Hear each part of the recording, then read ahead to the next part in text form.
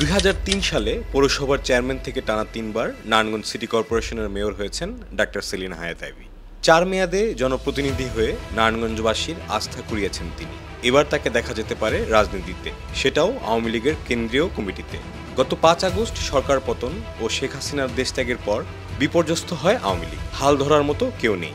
দলের এই ক্রান্তিকালে যখন শীর্ষ থেকে তৃণমূলের নেতাকর্মীরা মামলায় পলাতক, তখন গত 15 আগস্ট শহরের বঙ্গবন্ধুর প্রতিকৃতিতে ফুল দিয়ে শ্রদ্ধা জানিয়ে ব্যাপক আলোচনায় ছিলেন তিনি।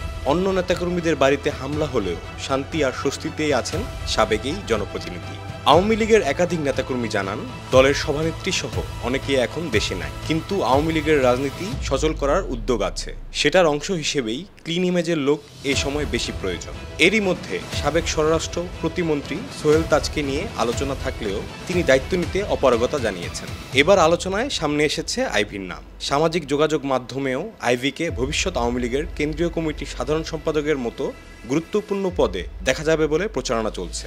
যদিও এই বিষয়ে আইভী কোনো মন্তব্য করেননি। দলটির একজন শীর্ষ নেতা জানান, এই সময়ে আওয়ামী লীগের রাজনীতি সচল করার জন্য প্রয়োজন বিচক্ষণ নেতৃত্ব ও সকলের কাছে গ্রহণযোগ্য ব্যক্তি।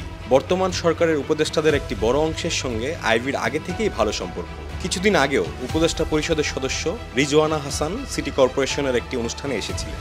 এছাড়া নারায়ণগঞ্জের সকল স্তরের রাজনীতিকদের সঙ্গেও ছিল আইভীর সুসম্পর্ক। যদিও ওসমান পরিবারের সদস্য শামীম ওসমানের সঙ্গে 2011 সালের সিটি কর্পোরেশন নির্বাচন ঘিরে বিরোধ ছিল। মেধাবী ছাত্র তানভীর মোহাম্মদ ত্বকী সহ বিভিন্ন হত্যা ও অপরাধের বিচার দাবি করায় আইভীর প্রতি ক্ষোভ ছিল শামীম ওসমানের। 5 আগস্টের পর নারায়ণগঞ্জের বিভিন্ন থানায় শামীম ওসমান ও অনুসারীদের বিরুদ্ধে ডজন খানেকেরও বেশি মামলা হয়েছে। দলবল নিয়ে পলাতক আছেন শামীম ওসমান। মামলা হয়েছে আইভীর ভাই শহর যুবলীগের সেক্রেটারি আলী আহমদ রেজা উজ্জ্বলের নামেও। এছাড়াও আইভীর ঘনিষ্ঠ অনেকের নামেই মামলা হয়েছে। আওয়ামী লীগের নেতাকর্মীরা বলছেন, দলের সবাই অন্যায় জড়িত ছিল না, এখনও অনেক পোরখাওয়া নেতাকর্মী আছেন। বিপরীতে আইভী শুধু নারায়ণগঞ্জে নয়, বরং সারা দেশে আলোচিত ও জনপ্রিয়। এ সময়ে তিনি দায়িত্ব পেলে দলের জন্য ভালো হবে।